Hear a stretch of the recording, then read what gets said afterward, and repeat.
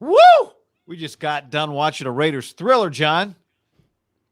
Nick Mullins, Derek Carr, part 2. What a shootout on a Tuesday at 2 o'clock Pacific.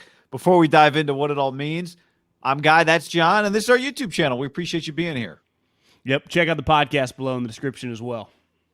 Like this video. We would love for you to do that, and subscribe to this channel. Well, victory stolen from the jaws of defeat, John, and it means the Raiders are 7-7 after beating the Browns, puts them for the moment in the 10 spot, so to speak, in the AFC playoff race. This one falls in the category of a win's a win. You don't apologize for them. No, well, I mean, Guy, they were up 13-0 in the second half, and somehow they scored multiple touchdowns with Nick Mullins making a play out of his you-know-what.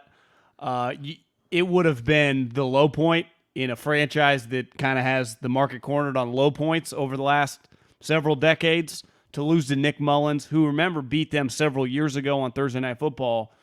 But, like, you know, and I know I'm guilty of this, talking like their season was over, but when you look at the math, they win this game. Whoever won this game, like for the Browns, I mean, their season kind of ended today, it feels like. But for the Raiders, and Joe Davis mentioned this as like they were on that final drive, like their season was in the balance. You know, 6-8, it would have been over. But now it's 7-7. You play Denver, who you're going to get Drew Lock. Then you're going to play the Indianapolis Colts, who are a playoff wildcard team. And then you play the Chargers. So, like the Raiders, like last season, it's a huge uphill battle, but they do control their own destiny. Now, Nick Mullins doesn't play for all these teams that you see. Now, I actually thought he was pretty good today, like given the circumstances. Like he was fine, right? Yeah, he was. He's better. I mean, 20 or 30, 147. They did drop a couple balls. I expected him to look respectable. I mean, I've seen him. Like I think Mullins is great. I think he's what you want when you got a quarterback who is just a last-minute sub. He's just kind of a gamer. Not going to be overly skilled, but he's a gamer. His ceiling's not extremely high, but I don't know. I felt like in a 30-degree temps, a Tuesday afternoon game for the Raiders on their body clock, it was going to be hard for them to give the Browns like their best shot. They didn't. And so I expected Nick Mullins to give the Browns a chance to win the game. I thought the Raiders got a little bailed out just because he's one of the better players in the NFL.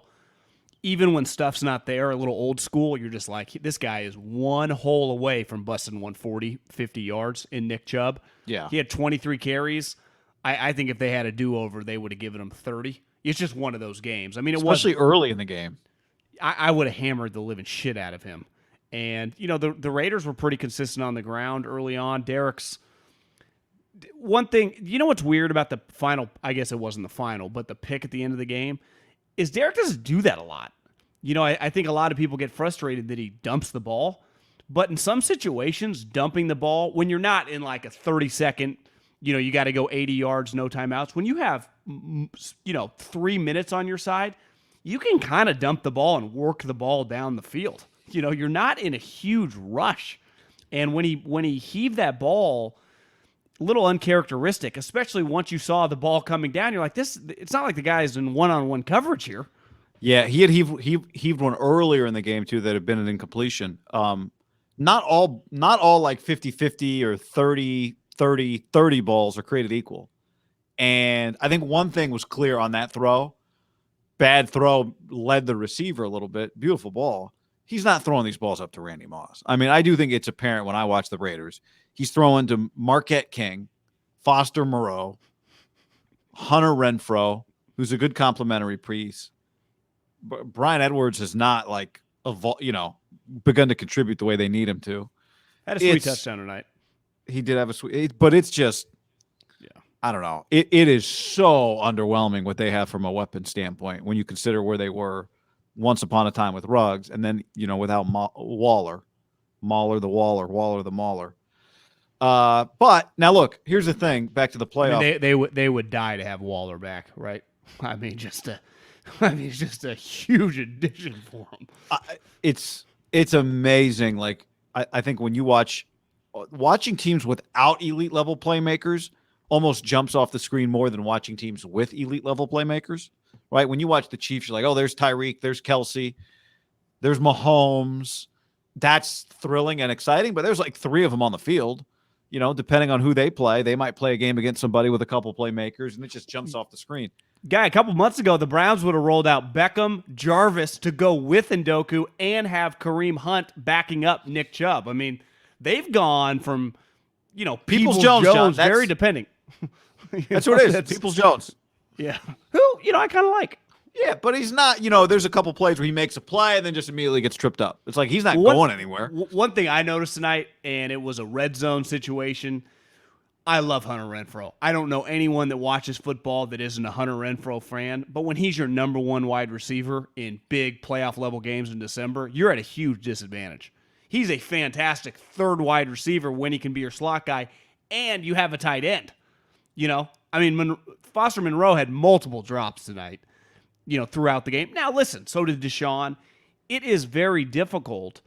Like, there is no way, and I heard Kurt Warner say this, because he shot down he hated the Bills Patriot game several weeks ago because he thinks it's so unfair. He's like, this isn't normal football because, if I'm a team like the Raiders and I'm coming to, let's say, a snowy environment or a 20-degree environment, I can't prepare for that.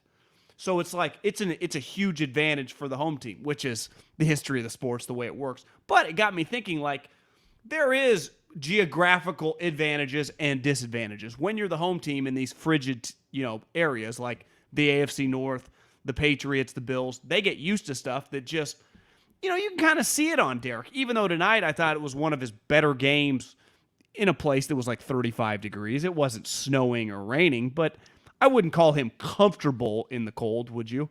No, I wouldn't. But I thought a lot of his discomfort also had to come from just the lack of playmaking around him. 100%. I'm just saying, I think historically, you bet against Derek in, December games outside in cold weather cities, right? Jack Del Rio, I think, went on record, and that made Derek mad a couple That's years right. ago. That's right. All right, so they finished with the Chargers. The Chargers, who the next 3 weeks, the next 2 weeks before the Raider game, play the Texans and the Broncos.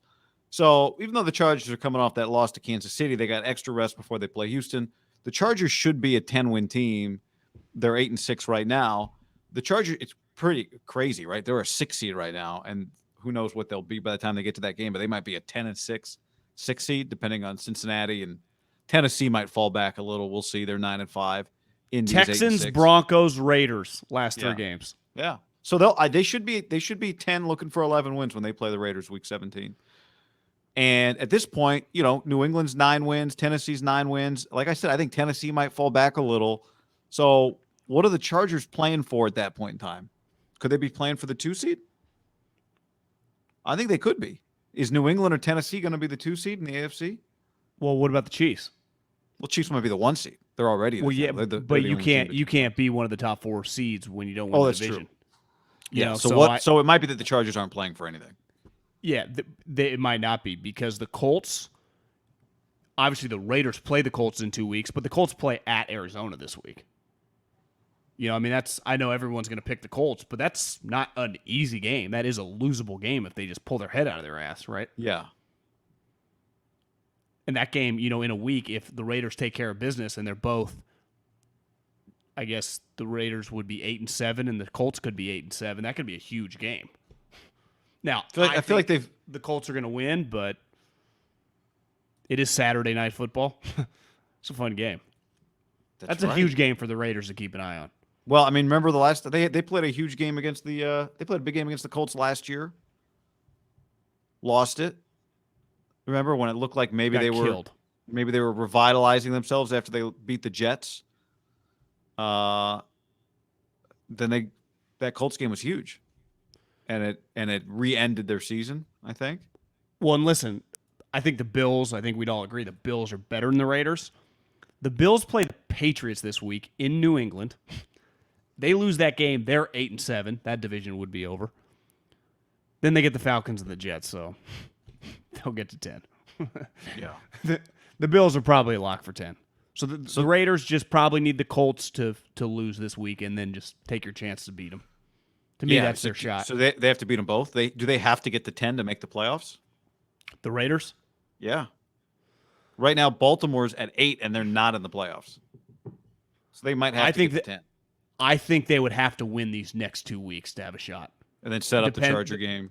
Yeah, who knows the way that whole thing Week plays 18. out. But I do not think they can get to the playoffs without beating the Colts. And obviously, to make that Colts game matter, they would have to win this week against Denver. Which is no guarantee because Denver's solid, even without Teddy. And that game's in Vegas. Yeah, because they played him outside after the Gruden situation. Yeah, so the Charger game and the Bronco game are in Vegas, and the Colts game is on the road. Not an easy road game. Not an easy game. Period, but the Colts game's in Indy. Yeah. What would you say the Raiders? What's the line on that game? -7. If they beat Denver, did the Colts beat Arizona? Yeah, let's give them a win. Yeah, 7. I mean, the Raiders, their lack of playmakers is just eye-popping at this point. You watch the Colts, though, they're really more of a unit than, like, obviously Jonathan Taylor. But the Raiders can't stop you want them, the Browns, to run the football. Yeah. Because they have a good running back, and the Raiders aren't great against the run. Well, what would your pick be for the three wild card teams, assuming that the teams right now are going to win the divisions that are 1 through 4 in some order? I think the 3 best are what it is right now. I'd agree. Indy, the Chargers, and the Bills. Leave the Ravens out. Which is pretty crazy. The Ravens might miss the playoffs. Is Lamar back? I mean, probably not this week. It's a problem. But did you see Lamar Jr.? Dude, the Huntley stat, he ran for 2 touchdowns and threw for 2 touchdowns, something Lamar Jackson's never done in a game. I read that stat at NFL.com. How is that possibly true? I would recommend any human being, if you did not watch the game, just go to like the NFL.com and just watch the highlight package. If you just took some dude from outer space and you just had him watch a Lamar game and then a Huntley game, you would think they're very similar, if not the same exact player, just wearing different numbers. Lamar's a little longer, like he's just taller. Huntley, I think, is a little thicker. Yeah, a little more compact, but wouldn't you say he's probably, what is he, 6 feet tall? He's not that tall. Yeah. Guy, he was good. I mean, he's been good. If he's going to play like that, they can beat the Bengals. Bengals which is a massive game too. Yeah, right? It is. I mean, I think next week we got Browns are going to feel like they've got to beat the. I mean, it's a must-win game for them. Colts, Cardinals. It's Browns, Packers. Colts, Cardinals. Ravens, Bengals. Rams, Vikings, which loses a little with Minnesota, although they'll play. Do they play Tuesday? No, the Rams play Tuesday. Yeah. Bills, Patriots. Jags, Jets. I mean, what more could you ask for? Steelers, Chiefs. Yeah, they're not dead. I mean, they're 7-6-1. The Steelers finish at Chiefs, Ravens, at Chiefs, Browns, at Ravens. The AFC the next couple weeks is going to be pretty, as the kids would say, fire. It will be. Think about all those games, by the way. We got Colts, Cards, Ravens, Bengals, Patriots, Bills, Steelers, Chiefs, and football team Cowboys is Sunday Night Football. Pretty good Sunday. And Monday night is 2 7-7 teams. Dolphins, Saints. I heard someone say shitty Monday night game. I kind of push back. It's actually kind of interesting. It has the chance to be interesting. That's what I would say about it. Well, no one's watched Tua. No one's watched Tua in a month and a half, and everyone's trying to. I saw Adam Schefter Instagram like, "Where are all the haters?" It's like, well, Adam, who have they beat?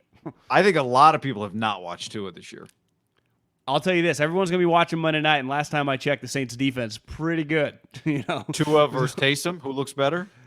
Well, I think everyone thinks Taysom sucks, but is Tua going to just throw for 300 yards against that defense and just punk Brady? I would doubt it. But do they care as much? I don't know. But the Saints, you see the Saints, they're a 7 seed. I mean, they're in the playoffs if it ended today. I mean, they're fighting for something. Are the Dolphins done with the playoffs? I mean, what if they win that game?